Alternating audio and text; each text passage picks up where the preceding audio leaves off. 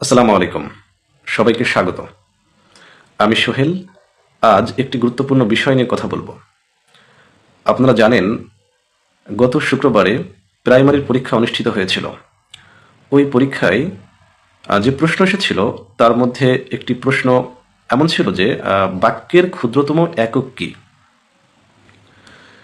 এই প্রশ্নটার অপশনে ছিল ধ্বনি, শব্দ, চিহ্ন, এরকম অপশন ছিল। প্রশ্নটার সঠিক উত্তর কি হবে? পরীক্ষার শেষে আমরা দেখলাম বিভিন্ন শিক্ষক এই উত্তর ভিন্ন ভিন্ন করছেন।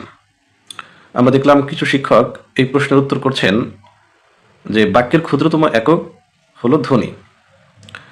আবার কেউ কেউ বলছেন বাক্যের ক্ষুদ্রতম একক শব্দ। সঠিক উত্তর কি হবে? আমরা এই প্রশ্নটা নিয়ে একটু আলোচনা করার চেষ্টা করব।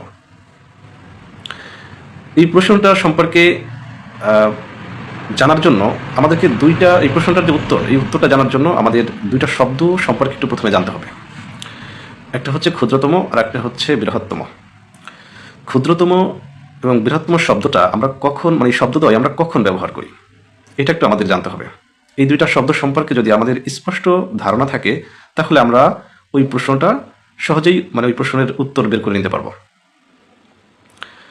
বৃহত্তম শব্দটি আমরা কখন ব্যবহার করি? আমরা যখন সবচেয়ে বৃহৎ বা সবচেয়ে বড়টি বোঝাইতে আমরা বৃহত্তম শব্দটি ব্যবহার করি। আবার সবচেয়ে ক্ষুদ্রটি বোঝাতে আমরা ক্ষুদ্রতম শব্দটি ব্যবহার করি। দুইটা উদাহরণ দিলে আপনাদের কাছে বিষয়টা স্পষ্ট হবে। যদি উদাহরণটা এভাবে আমি দিই যে আমাজন পৃথিবীর বৃহত্তম বন, তাহলে আমরা এটা থেকে বুঝতে পারি যে আমাজনই হচ্ছে পৃথিবীর সবচেয়ে বড় বন, এর চেয়ে বড় বন আর পৃথিবীতে নেই। বৃহত্তম যখন আমরা বলবো, বৃহত্তম যেটাকে বলবো সেটার থেকে আর বড় বা বৃহৎ কোনোটা থাকবে না।